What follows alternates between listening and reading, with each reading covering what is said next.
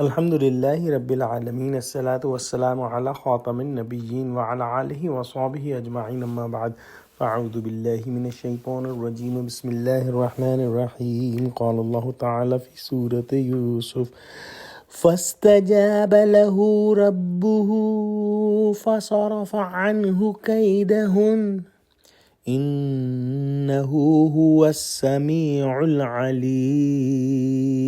تو ترجمہ: تو خدا نے ان کی دعا قبول کر لی اور ان سے عورتوں کا مکر دفع کر دیا، بے شک وہ سننے اور جاننے والا ہے۔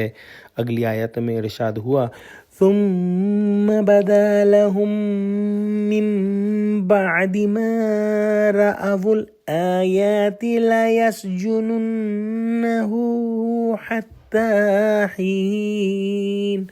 ترجمہ: پھر باوجود اس کے کہ وہ لوگ نشان دیکھ چکے تھے، ان کی رائے یہی ٹھہری کہ کچھ عرصے کے لیے ان کو قید ہی کر دیں۔ پچھلی آیات میں ہم نے پڑھا کہ کس طرح عزیز مصر کی بیوی اور دوسری عورتوں نے حضرت یوسف علیہ السلام کے ساتھ مکر کیا اور ان کو گناہ کی طرف مائل ہونے پر آمادہ کرنا چاہا۔ انہوں نے دعا فرمائی کہ اے اللہ، اگر تو ان کے فریب کو نہ ہٹائے گا تو میں ان کی طرف مائل ہو جاؤں گا اور نادانوں میں داخل ہو جاؤں گا۔ انہوں نے یہ بھی کہا کہ جس طرف یہ عورتیں مجھے بلاتی ہیں اس کی نسبت مجھے قید پسند ہے۔ اللہ سبحانہ و تعالی نے ان کی دعا قبول فرمائی، ان کو ان کی عصمت اور عفت پر پوری طرح ثابت قدم رکھا، کسی کا فریب نہ چلنے دیا۔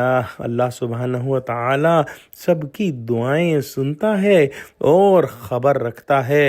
حضرت شاہ صاحب نے نہایت ایک عمدہ نکتہ لکھا ہے کہ ظاہر معلوم ہوتا ہے کہ اپنے مانگے سے حضرت یوسف علیہ السلام قید میں پڑے، کیونکہ انہوں نے یہ دعا فرمائی تھی کہ ان کے فریب کی نسبت مجھے قید میں جانا زیادہ پسند ہے۔ قید میں جانا ان کی قسمت میں بھی تھا، لیکن انسان کو چاہیے کہ گھبرا کر اپنے حق میں کبھی بھی برائی نہ مانگے، پوری بھلائی مانگے، گو ہوگا وہی جو قسمت میں ہے۔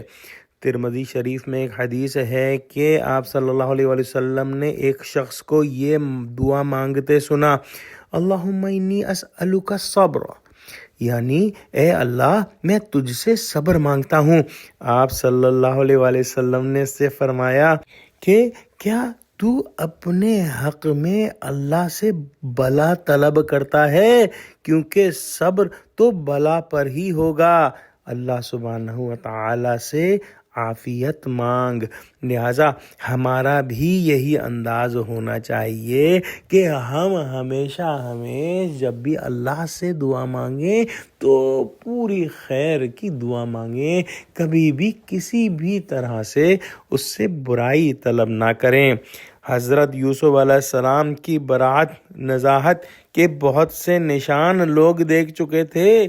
سب کو پتا تھا کہ حضرت یوسف علیہ السلام جو ہیں وہ سچے ہیں، پھر بھی ان لوگوں کی مصلحت یہی ہوئی کہ یوسف کو ایک مدت تک قید میں رکھا جائے تاکہ عام لوگ سمجھیں کہ قصور یوسف ہی کا تھا۔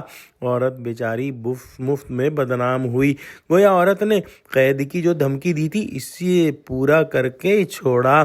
ان لوگوں کی غرض تو یہ ہوئی کہ عورت سے یہ بدنامی زائل ہو، یعنی ایک مدت تک یوسف اس کی نظر سے دور رہیں، اور عورت کا مطلب یہ ہوگا کہ شاید قید کی سختیاں اٹھا کر یوسف کچھ نرم پڑ جائیں، اس طرح اپنا مطلب نکال سکیں۔ بہرحال یوسف علیہ السلام کو قید میں ڈال دیا گیا، اور اس سے آگے کے حالات ہم انشاءاللہ اگلی آیتوں میں پڑھیں گے۔ دعا کرتے ہیں کہ اللہ سبحانہ و تعالی ہم کو دعا مانگنے کا ادب، سلیقہ اور طریقہ سمجھا دیجیے، آمین۔ وآخر دعوانا الحمد للہ رب العالمین، والسلام علیکم ورحمۃ اللہ وبرکاتہ۔